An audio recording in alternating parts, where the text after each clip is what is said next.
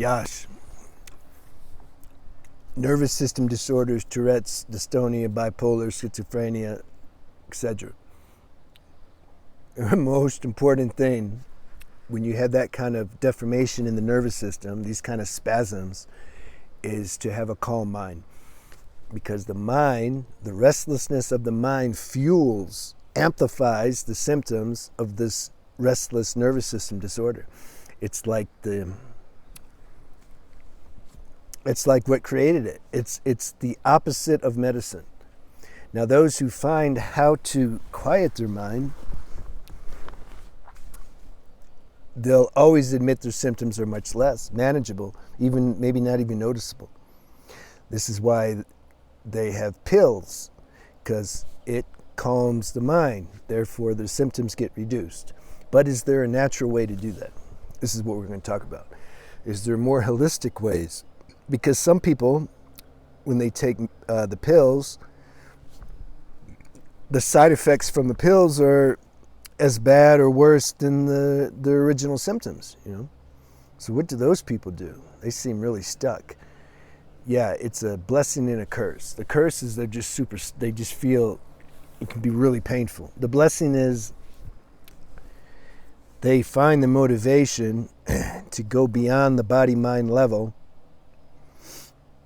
and access this spiritual power that's the real medicine. Now, there's two ways to calm the mind. So on spiritual level, there's meditation, but there's different ways of meditation. See, people that have a spasmy nervous system disorder, they're probably not going to just be able to sit here and there's too much. Their systems like too turbulent. So, are they just screwed? No, they can do an active meditation. I made a video on my spiritual channel about that. You can paint, you can draw, and make videos. This is an active meditation. I'm not thinking when I'm making this video. If I did, you wouldn't get gems. There's a flow. See, when we're doing some creative art really isn't thinking. Sometimes if you're writing or if there's some creative arts that require thinking, but some don't. This is one of them right now when I'm making a video. Now some people write the script out and they talk to video. I can't do that. I don't like doing that. It doesn't feel real. But it's cool if somebody does that. Or if you're drawing, you're just flowing. I can't draw nothing, not even a stick figure, but my teacher in India could. And you just something's taken over and your hand's not even, your mind's not telling your hand what to do. It's because I can see how that works in people. And that's a meditation. Same with when I'm speaking. I'm not thinking nothing what I'm going to say. It's like the gate opens and then whatever comes out, what God wants to come out, it knows the people that are going to listen and it knows where they're at in consciousness and what's going to land in them. And so the universe does this for me. But I enjoy the sensation of it. As I'm speaking right now, there's a nice calmness inside and there's an emptiness and it's a meditation. Because it's like there's just the presence here now. I'm not worrying or thinking about things, or I'm not, it's like there's an emptiness. And I'm enjoying the sensation of the emptiness. I'm watching these words flow, but there's nobody saying them. That's meditation. So you can find some creative expression and do that. That's one way to meditate. Meditate means quiet the mind. We're calming the mind down is what we're doing. Forget about the word meditation if you want. How do I bring the mind back to just its default settings? Because it gets bothered with these. When we have a nervous system disorder, the mind gets involved. Oh, I don't like this. This sucks. What am I going to do? Life is hell. It has all this self-talk, which then amplifies the nervous system disorder. The two go together. If we find a way to calm the mind, the nervous system calms, which then makes the mind more calm, and then that's medicinal for us. Now, so the spiritual way to help calm the mind is through meditation or some practice like I suggested.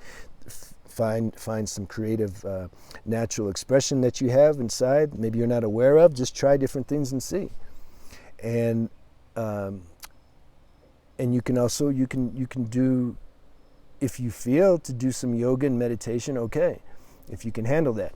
By doing the active meditation, it makes it easier to do a more passive sit-down meditation when you spontaneously feel to. But don't get in trouble.